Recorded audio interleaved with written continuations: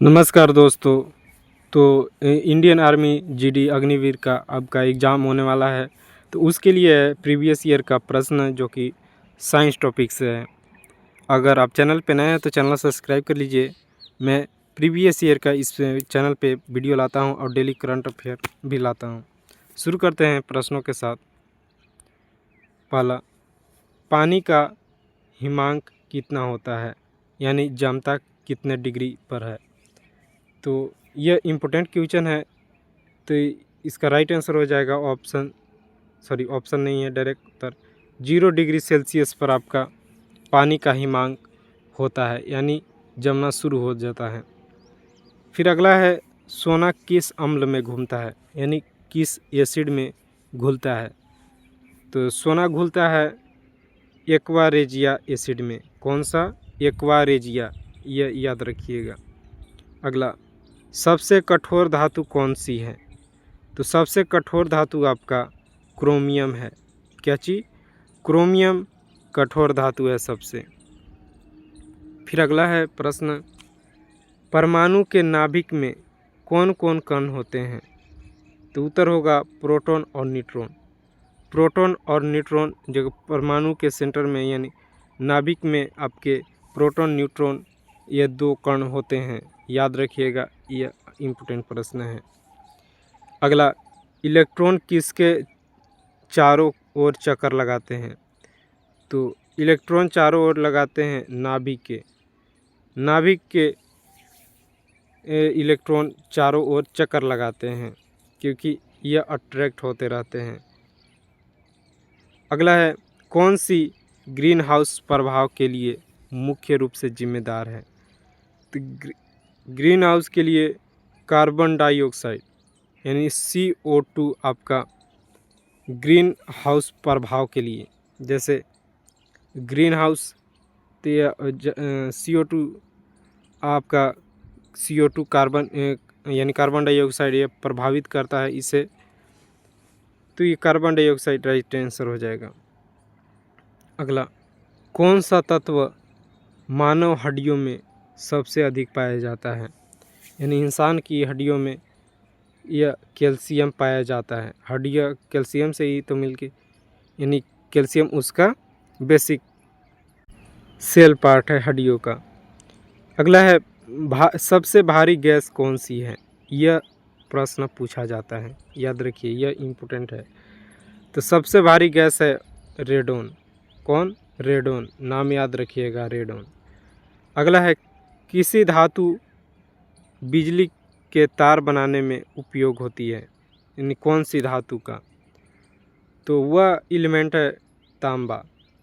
तांबा धातु यानी तांबा एलिमेंट को आपका बिजली का जो तार खींचा जाता है ऐसे 3 पोल पर, वह तार तांबा का बनाया जाता है, उपयोग किया जाता है बनाने में।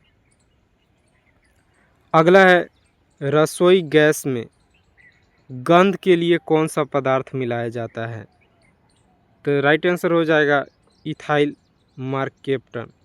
इथाइल मार्केप्टन गंध मिलाया जाता है रसोई गैस में।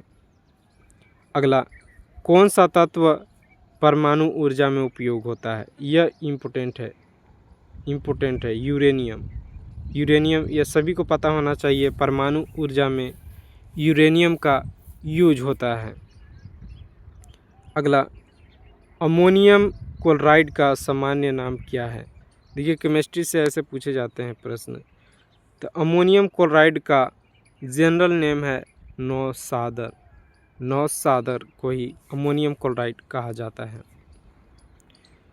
नेक्स्ट है, कौन सी गैस पौधों के लिए आवश्यक है। तो पौधों के लिए आवश्यक है कार्बन डाइऑक्साइड, आप सभी को पता होना चाहिए। CO2 पेड़ कंज्यूम करते हैं यानी लेते हैं, और O2 छोड़ते हैं जिनसे हम सांस लेते हैं, इसीलिए बोला जाता है पेड़ लगाओ। जो ये प्रदूषण CO2 ज़्यादा फैल रहा है वो कंज्यूम करेगा पेड़ पौधे और O2 छोड़ेगा। अगला, किस धातु का उपयोग जहाज बनाने में किया जाता है। तो राइट आंसर हो जाएगा एल्युमिनियम धातु का उपयोग जहाज बनाने में किया जाता है। यह प्रश्न इम्पोर्टेंट है। अगला, कौन सी गैस सड़े अंडे जैसी गंध देती है? तो राइट आंसर हो जाएगा हाइड्रोजन सल्फाइड। यानी हाइड्रोजन सल्फाइड अगर गैस रहेगा तो वह अंडे की जैसी सड़े अंडे की जैसी गंध देती है। फिर अगला है, ब्लू विट्रियोल किसे कहा जाता है? तो राइट आंसर हो जाएगा कॉपर सल्फेट को ब्लू विट्रियोल कहा जाता है। अगला, ग्रीन विट्रियोल किसे कहा जाता है? तो ग्रीन विट्रियोल आपका फेरस सल्फेट को कहा जाता है। ये केमिस्ट्री से अधिक प्रश्न पूछेगा, केमिस्ट्री या बायो से, तो याद रखिएगा इनमें से, यानी रट के भी जाइएगा। अगला है, वाइट विट्रियोल किसे कहा जाता है? तो राइट आंसर हो जाएगा जिंक सल्फेट। जिंक सल्फेट को कहा जाता है। तो इसमें साइंस का प्रश्न है, तो यानी सभी का मिक्स इसमें प्रश्न है, केमिस्ट्री, बायोलॉजी, फिजिक्स। तो अगला है, कौन सा तत्व सबसे कठोर धातु माना जाता है? देखिए, सबसे कठोर धातु आपका टंगस्टन माना जाता है। कठोर टंगस्टन, याद रखिएगा, ये बहुत इम्पोर्टेंट है, यह आपका डायरेक्ट प्रश्न पूछा जाता है। अगला है, कौन सी गैस आग बुझाने में प्रयोग होती है? तो राइट आंसर हो जाएगा carbon dioxide. Carbon dioxide gas आपका आग बुझाने में प्रयोग ली जाती है, वही CO2। अगला, धातुएं सामान्य किस अवस्था में पाई जाती हैं? जो मेटल होते हैं, जो एलिमेंट होते हैं, वह सामान्य ठोस अवस्था में पाए जाते हैं आपका मेटल अधिकतर। अगला, अधातुएं यानी नॉन मेटल सामान्य रूप में यह कैसी होती है? तो यह भंगूर के रूप में होती है, याद रखिएगा। अगला है, कौन सी धातु पानी के साथ तीव्र अभिक्रिया करती है? तो वह है सोडियम। सोडियम, यह बहुत इम्पोर्टेंट प्रश्न है। देखिए, सोडियम को पानी में डालिएगा तो वह ब्लास्ट की तरह, यानी भयंकर आग लगे फेंकेगा, और यह इससे डायरेक्ट प्रश्न पूछा जाता है। अगला है, कौन सी गैस पौधों में प्रकाश संश्लेषण के दौरान निकलती है? तो राइट आंसर हो जाएगा ऑक्सीजन। ऑक्सीजन छोड़ता है, अभी पीछे ही बताया था, प्लांट यही प्रक्रिया है, प्रकाश संश्लेषण के दौरान वह CO2 कंज्यूम करता है और प्रकाश से एनर्जी कंज्यूम करता है और ऑक्सीजन छोड़ता है प्लांट। अगला, सबसे अधिक सक्रिय धातु कौन सी है? तो वह है फ्लोरीन। फ्लोरीन सक्रिय, यानी किसी से भी जुड़ जाए, तो फ्लोरीन इज राइट आंसर। यह अधातु है, धातु नहीं, अधातु यानी नॉन मेटल है। यह सबसे सक्रिय नॉन मेटल है। अगला है, रेड लिटमस क्षार में किस रंग का हो जाता है? क्षार में, तो यह हो जाता है नीला। रेड लिटमस आपका क्षार में नीला कलर का हो जाता है, यानी रेड से ब्लू में कन्वर्ट हो जाता है, इसी से पता चलता है क्षार का। अगला, ब्लू लिटमस अम्ल यानी एसिड में आपका किस रंग में हो जाता है? वहाँ बेस में आपका रेड ब्लू बन जा रहा था, यहाँ ब्लू लिटमस एसिड में आपका लाल बन जाता है, यानी रेड से ब्लू से रेड।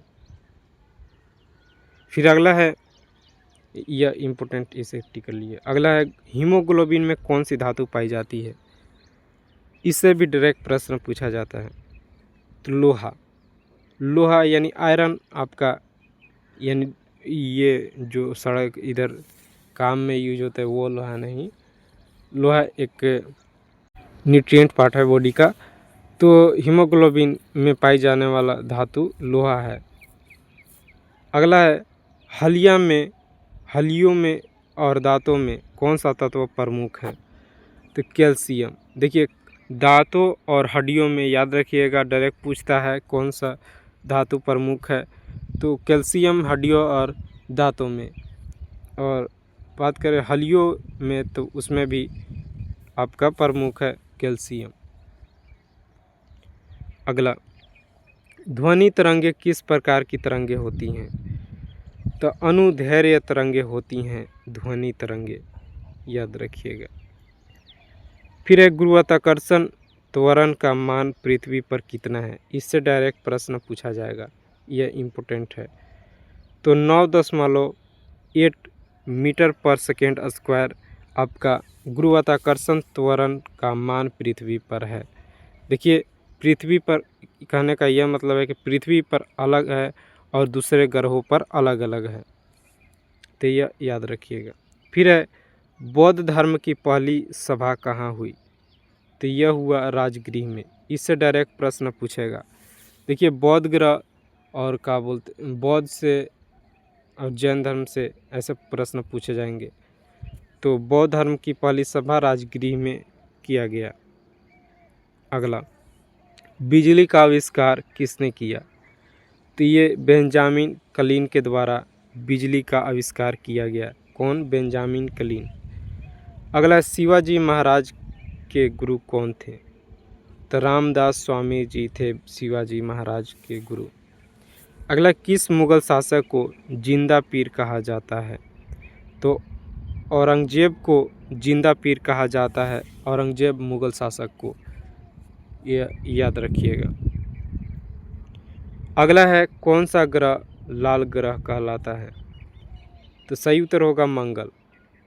मंगल ग्रह लाल ग्रह कहलाता है। देखिए, यह प्रश्न इजी लगता है लेकिन यही पूछा जाता है अधिकतर, यह इम्पोर्टेंट होगा। आर्मी में ऐसे ही प्रश्न पूछे जाते हैं। फिर अगला है, न्यूटन का दूसरा नियम किससे संबंधित है? Newton second law. तो यह है, बल इक्वल टू द्रव्यमान इंटू त्वरण। यह फॉर्मूला याद रखिएगा, बल इक्वल टू द्रव्यमान इंटू त्वरण। यह डायरेक्ट एग्जाम में पूछेगा। फिर अगला है, स्वतंत्र भारत के पहले गवर्नर जनरल कौन थे? यह बहुत इम्पोर्टेंट है, इससे प्रश्न पूछा ही जाएगा। तो लॉर्ड माउंटबेटन। लॉर्ड माउंटबेटन आपका स्वतंत्र भारत के पहला गवर्नर जनरल था। अगला है, भारतीय राष्ट्रीय कांग्रेस के प्रथम अध्यक्ष कौन थे? तो राइट आंसर हो जाएगा WC बनर्जी। WC बनर्जी आपके भारतीय राष्ट्रीय कांग्रेस के प्रथम अध्यक्ष रहे हैं। यह इम्पोर्टेंट, बहुत इम्पोर्टेंट है। देखिए, भारतीय राष्ट्रीय कांग्रेस का संस्थापक पूछा जाता है और पहले अध्यक्ष कौन थे यह पूछा जाता है। ये तो दोनों बहुत ही इम्पोर्टेंट प्रश्न होंगे। अगला, भारत का सबसे बड़ा द्वीप कौन सा है? तो राइट आंसर इज अंडमान द्वीप। अंडमान निकोबार आपको पता ही होगा, यूनियन टेरेटरी है। तो अंडमान द्वीप भारत का सबसे बड़ा द्वीप है, यह भी याद रखिएगा। अगला है, भारत में कितने प्रकार की आपात स्थिति का प्रावधान है? तो तीन प्रकार की भारत में आपात स्थिति का प्रावधान है। अगला है, कौन सा तत्व सबसे अधिक अभिक्रियाशील धातु है? तो वह है सीजियम। सीजियम CS लिखा जाता है। सीजियम आपका यह सबसे अभिक्रियाशील धातु माना जाता है, यानी मेटल। अगला है, परमाणु का केंद्र किसे कहते हैं? तो नाभिक को ही परमाणु का केंद्र कहा जाता है। अगला, किस गैस को जीवनदायिनी गैस कहा जाता है? तो राइट आंसर हो जाएगा ऑक्सीजन। ऑक्सीजन इंसानों का जीवन बचाता है, इंसानों के नहीं, जानवरों, पक्षियों, सभी को। तो ऑक्सीजन गैस जीवनदायिनी गैस कहलाता है। अगला, कौन सा गैस जल में अत्यधिक घुलनशील है? तो वह है अमोनिया।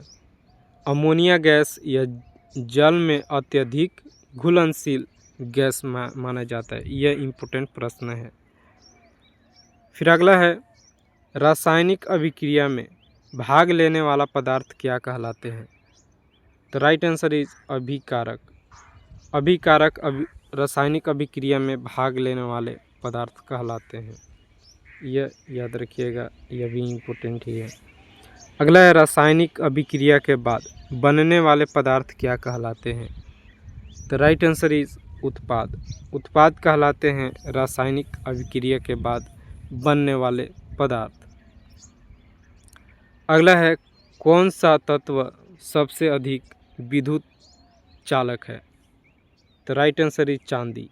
चांदी आपका ऐसा तत्व है जो सबसे अधिक विद्युत चालक है। याद रखिएगा, यह बहुत इम्पोर्टेंट प्रश्न है, इससे प्रश्न पूछा जाएगा।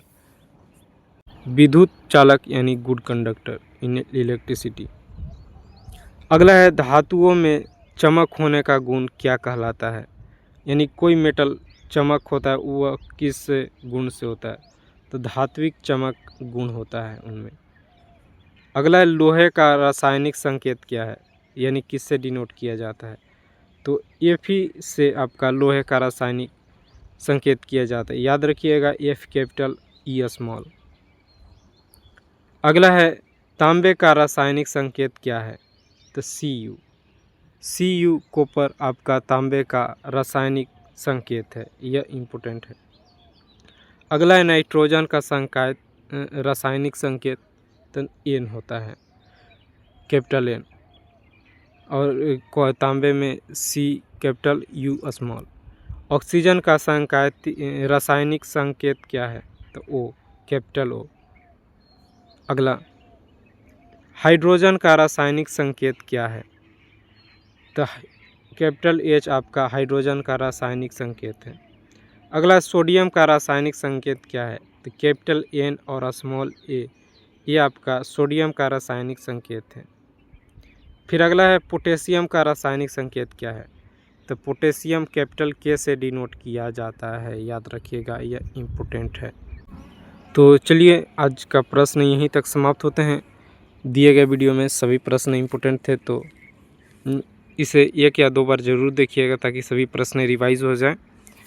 और एग्ज़ाम के लिए बेस्ट ऑफ लक। मैं हमेशा लाता रहूँगा आपके लिए प्रीवियस ईयर के क्वेश्चन, जिससे आपको पता चल जाए कि हाँ कैसे प्रश्न पूछे जाते हैं। और अधिकतर रिपीटेड होते हैं प्रश्न, यानी जो पहले पूछा गया था वही पूछा जाएगा। तो यहीं समाप्त होता है। धन्यवाद।